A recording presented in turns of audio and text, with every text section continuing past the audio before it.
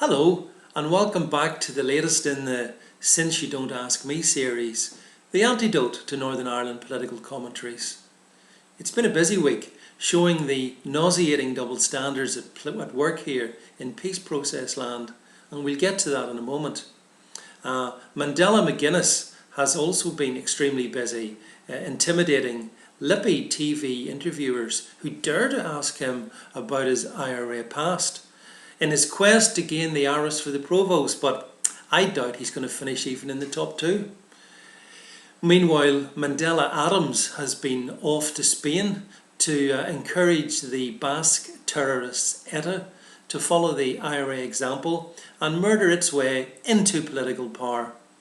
Where would we be without these terrible twins of terrorism, vile barbarism and IRA savagery? I just don't know. Meanwhile, the Ministry of Defence has told the family of a UDR soldier, Bernard Adamson, accidentally killed whilst on duty 40 years ago, that they can expect nothing by way of compensation. Zilch. Just suck it up and move on.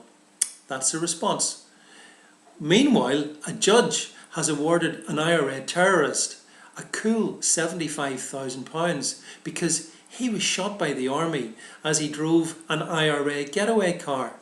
I mean, what were the army thinking?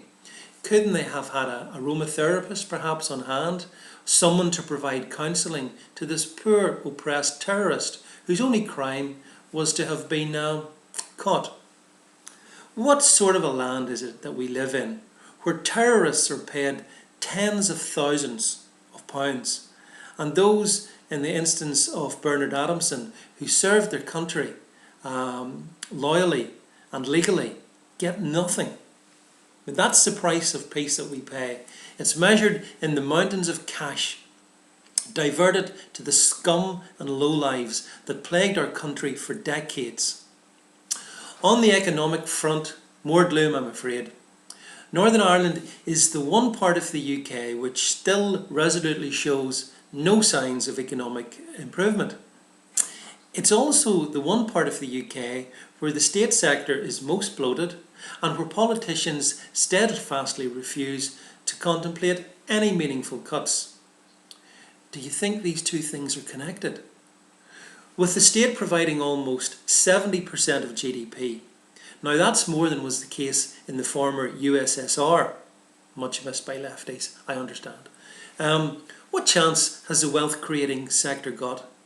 Some people talk about the Irish economy being a basket case, which it partly is, but to be fair, in many regards, Northern Ireland is much worse, and the real killer is that our politicians and the commentariat mostly ignore the causes of this fundamental dysfunctionalism. But not all is doom and gloom. I don't want to give you that impression.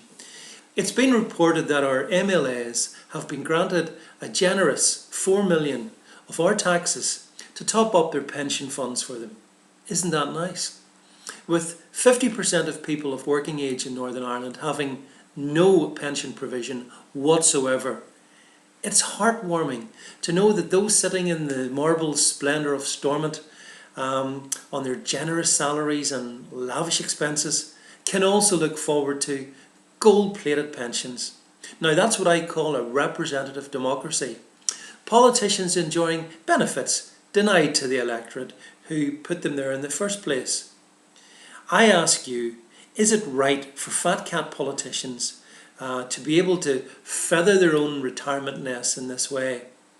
The public doesn't seem to care, so that's something that the politicians bank on, in this case, literally. In another instance of the progress this society is alleged to have made, a senior loyalist terrorist godfather, Jackie MacDonald, will take part in the unveiling of a new portrait to IRA icon James Connolly in Belfast City Hall. MacDonald has confirmed that he will make an address at the event being heard in the Sinn Féin Mayor's Parlour next Friday. Wow, that's got to be something worth hearing. There's nothing surprising about this, and the fact that these people admire each other is entirely predictable. Jackie MacDonald has all the gravitas and significance of Ronald MacDonald, and yet he is fated by the terrorist-loving classes here that run our land. I suppose in the final analysis, clowns have so much more in common than some of us might think. Speak to you soon.